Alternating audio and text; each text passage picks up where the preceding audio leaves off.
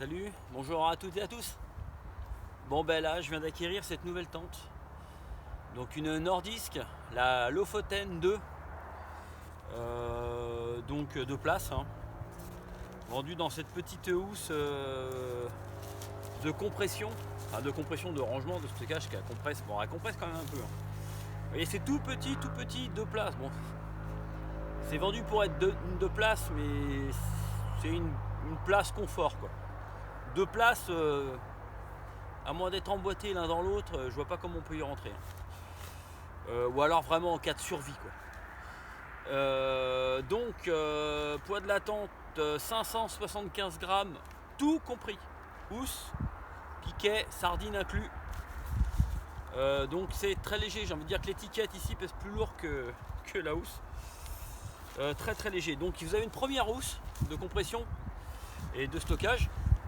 Et une deuxième housse encore à l'intérieur qui elle pour le coup est une vraie housse de compression puisque vous avez une sangle de compression où vous avez un rangement mèche filet à l'intérieur pour ranger les sardines et donc ça évite que ça soit en contact direct avec la tente au risque de faire des micro trous. Voilà, donc c'est très bien pensé. C'est la première fois que j'ai une tente. Pourtant j'en ai eu des tentes, hein, mais c'est la première fois honnêtement que j'ai un rangement aussi pratique et aussi bien fini et aussi bien pensé. D'habitude, les ingénieurs pensent à la tente, mais tout ce qui est sac et rangement, c'est complètement oublié quoi. Alors que là, donc vous avez le deuxième sac, et dans ce deuxième sac, vous avez une petite trousse avec donc les sardines et quelques piquets, enfin le reste des piquets, pardon.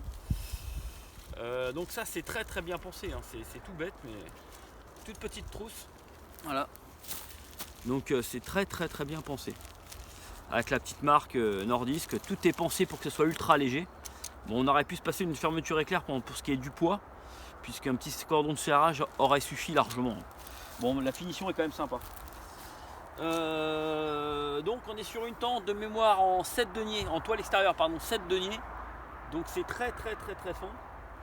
Donc pour ceux qui sont pas forcément méticuleux, oubliez. Oubliez parce que là vous manipulez du préservatif quoi, hein. Donc les ongles, les choses pointues, le mec un peu bourrin qui a tendance à tendre un peu fort, oubliez cette tente, elle n'est pas faite pour vous.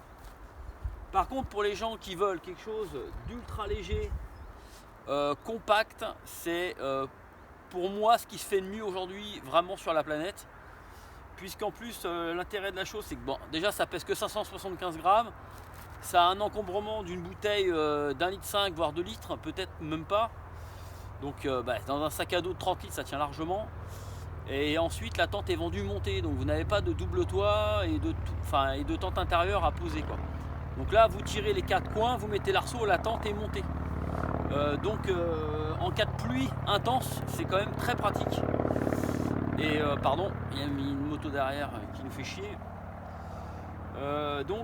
C'est très pratique et donc ça fait gagner de longues et précieuses minutes si vous montez la tente sous la pluie quoi.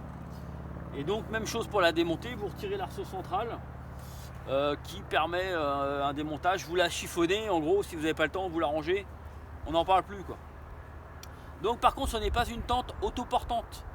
Donc certains diront je m'en fous, ça a quand même son importance parce qu'on imagine vous montez la tente sur un sommet rocailleux en montagne par exemple, ce qui est souvent le cas, il vous sera impossible de la monter tout simplement.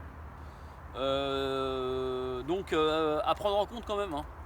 Donc c'est bien pour une pelouse, pour du terrain comme ici mixte sable, mais sur du terrain 100% rocailleux ou voire un sable un peu fin en bord de mer, il sera impossible de la monter.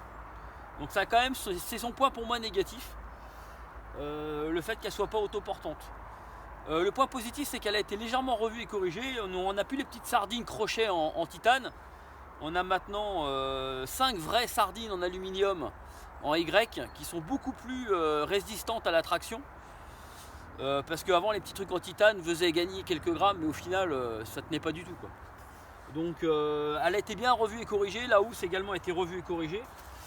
Donc voilà. Un truc important, c'est une tente qui est très bien ventilée.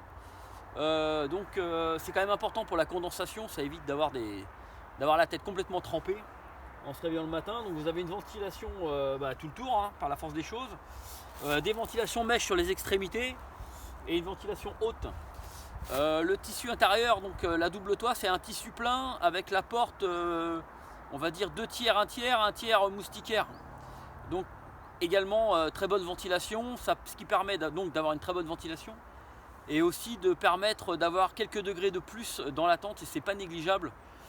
Si vous avez un matelas qui va avec la tente, un sac de couchage minimaliste, donc évidemment si vous emportez un North Face Inferno -40 qui descend donc à -40 et qui va peser 9 kg, il n'y a plus d'intérêt d'acheter une tente de 500 grammes si vous portez 9 kg de sac de couchage. Voilà, donc si vous achetez une tente comme ça, il faut acheter un sac en duvet d'oie qui pèse 300 grammes maximum, et à la limite, j'ai envie de dire, dormir avec sa doudoune que vous avez sur vous. Donc il faut partir minimaliste avec une philosophie mule, donc c'est hyper important. Donc matelas très léger. Donc l'intérêt des 2-3 degrés de plus, c'est que vous partez, on imagine, à une température extérieure de 0 annoncé, vous avez un 5 degrés confort, vous êtes serein, quoi. Vous savez que les 5 degrés, vous n'allez pas descendre en dessous et que vous allez pouvoir avoir un sac de couchage qui va gagner quelques grammes par rapport à un sac 0. Vous allez gagner en encombrement, donc tout cumulé, vous partez avec un matériel de moins de 2 kg quand même, c'est plus que sympa. Et donc voilà. Donc la toile, elle a un vert camouflage qui est plutôt très sympa. Et donc l'intérieur, je vais vous le montrer. Alors par contre, petit point négatif, je trouve, c'est que ce petit rabat qui est ici pour fermer n'est pas très pratique, puisque c'est un tout petit crochet qui est ultra minimaliste, et je mets à chaque fois 5 minutes à... Bon, ça va peut-être me faire mentir, mais à le mettre. Non, mais en fait, c'est un coup à prendre. Vous voyez, je l'ai mis du premier coup. Voilà, donc écoutez, je vous montre l'intérieur de la tente. Donc voilà. Donc on retrouve le logo Lofoten 2, ULW. Et donc la fermeture éclair qui se trouve sur la partie haute. Donc vous voyez donc la moustiquaire mèche de très bonne qualité, très fine, hein. Ça ne laissera absolument rien rentrer, ni une tique, ni ce que vous voulez. On est sur du matériel très haut de gamme, hein. Également, alors je connais pas les deniers de la toile extérieure, mais je crois de mémoire qu'on est sur du 3000 au sol et du 1500 ou 2000, je sais plus, à confirmer, hein. Je vous dis peut-être une bêtise, 1500 en imperméabilité au niveau de la toile extérieure, donc c'est largement suffisant. Donc vous voyez la place intérieure, donc c'est confortable, hein, pour une personne. Par contre 2 personnes, bon vous voyez, là la tente elle m'arrive à peine à la hanche, hein, donc ici pardon. Donc là c'est très bas, hein. On peut pas se tenir debout dedans évidemment. On peut se tenir assis, recroquevillé, hein, vraiment en pliant la tête. Ça permet éventuellement de se changer, voilà, dans la tente, mais c'est vraiment de la survie, hein. N'achetez surtout pas cette tente pour du confort. Et si vous partez plusieurs jours en bivouac avec des risques d'intempéries, de mauvais temps, puisque là sinon vous allez subir, hein, vous allez vraiment prendre cher, hein. L'intérêt de cette tente, c'est de partir en mode vraiment fast and light, donc rapide et léger, et donc de faire 1 ou 2 nuits sur un camp plutôt on va dire exposé. Vous avez besoin de quelque chose de léger, facile à monter et de technique, quoi. Si vous partez une semaine en bivouac ou 4 jours dans les Pyrénées sur le GR10, c'est pas une tente qui est faite pour vous, hein. Orientez-vous plutôt vers une MSR Access 1 qui sera un petit peu moins chère, ou une Vaude, une Power Lizard, ou par exemple ma deuxième tente que j'ai également, c'est une Hilberg Acto 1. Donc ils ont des tentes beaucoup plus polyvalentes, beaucoup plus solides et beaucoup plus habitables. Voilà. Bon bah écoutez, je crois que je vous ai tout dit, hein. La visite intérieure, il n'y a pas besoin d'épiloguer. Vous avez une petite forme triangle dans le bout, je ne sais pas si on voit bien. Hop, voilà. Le tissu, le sol est quand même assez épais. Bon, sans être très épais non plus, hein, mais ça me paraît largement suffisant. Les finitions sont magnifiques. Voilà. Donc c'est quelque chose de très beau. Je fais le tour vite fait, histoire de vous montrer. Vous voyez les petits piquets, hein. Donc j'appelle ça Y, je sais pas si c'est Y ou en hélice, mais enfin bon voilà, ça tient très bien. les mini ventilations mèches qui sont sous le, on la voit là, hop, voilà. Donc vous voyez, une tente plutôt discrète, hein, une fois montée.